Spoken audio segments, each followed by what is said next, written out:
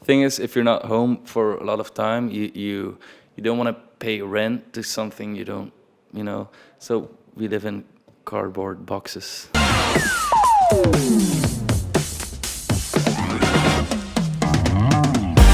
It's what's in the name? It's 11 years ago already, and we had our first show in a local bar, and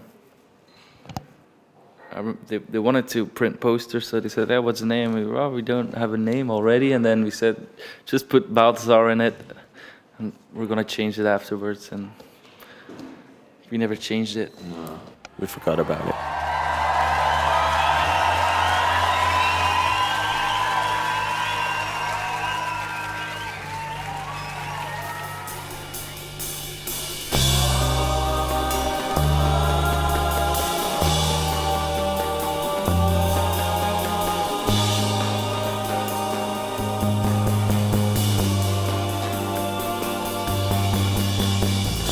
But now we love it. I mean, the name doesn't matter, because if people start to relate your music with the name, it's all right. So we just never change it.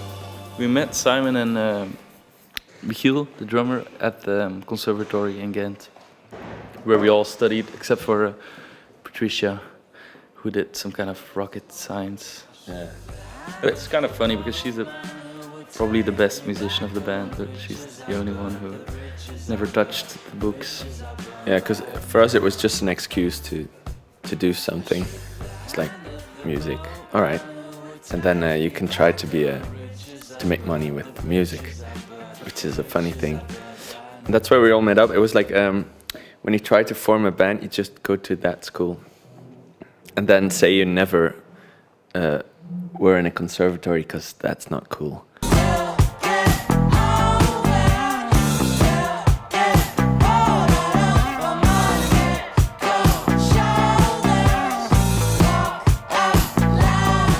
In the beginning, when we formed the band, it was like everyone was on an island. You know, you have the drummer, the bass player, and they're all like making up their parts. And I was guitar player. I always wanted to play something, but you don't listen to one another. And it was just every time we recorded something, it's bombastic, shakabalabala. It was just not very nice.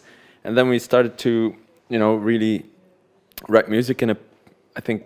Our first album is a bit like a producer would write an album, just the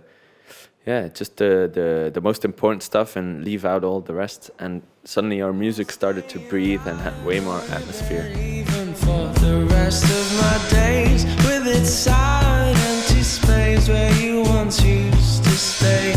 Have you ever noticed it? We did record the drums in his studio, but it was all we just produced it ourselves, and it sounded really nice and the way we wanted to, and the atmosphere was right, because sometimes you have like a lot of stress, or when with the producer and everything. We didn't have any money for a producer anyways, so yeah, and it was just a nice working method. And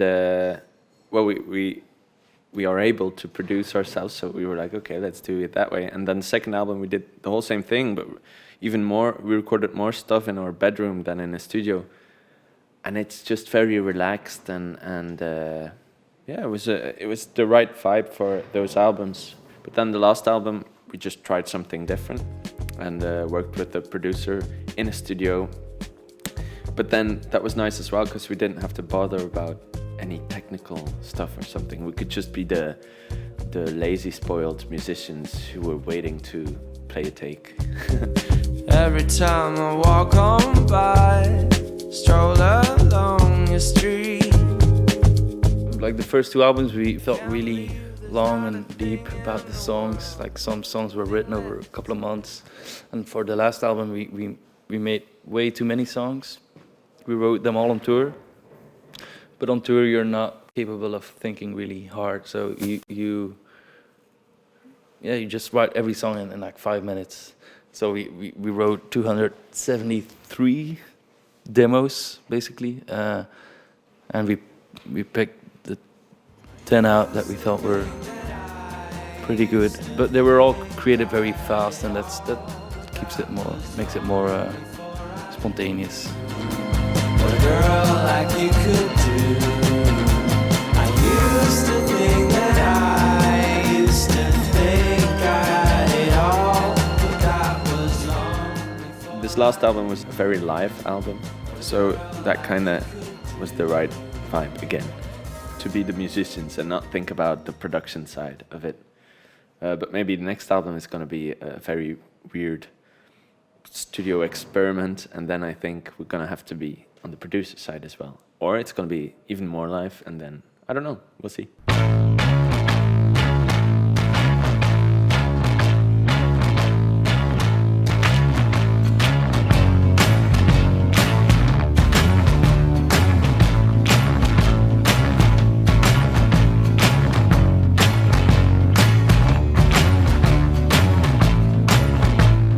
Love like the classic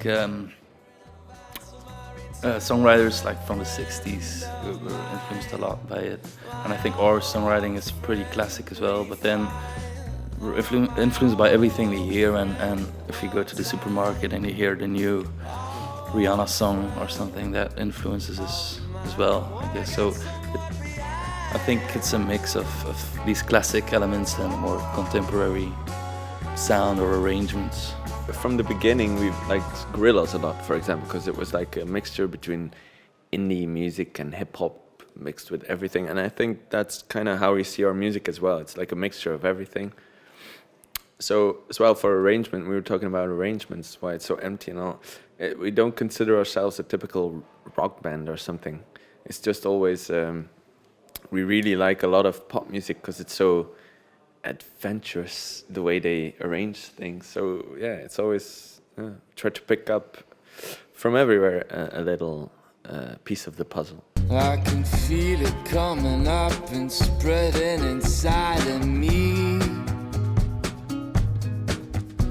It warms the blood. With the latest album, a lot of stuff happened easily, like or we even went a tour in the US or you know, this kind of stuff. But you never plan it or think about it too much. It's just afterwards, it's like, oh, nice. That's.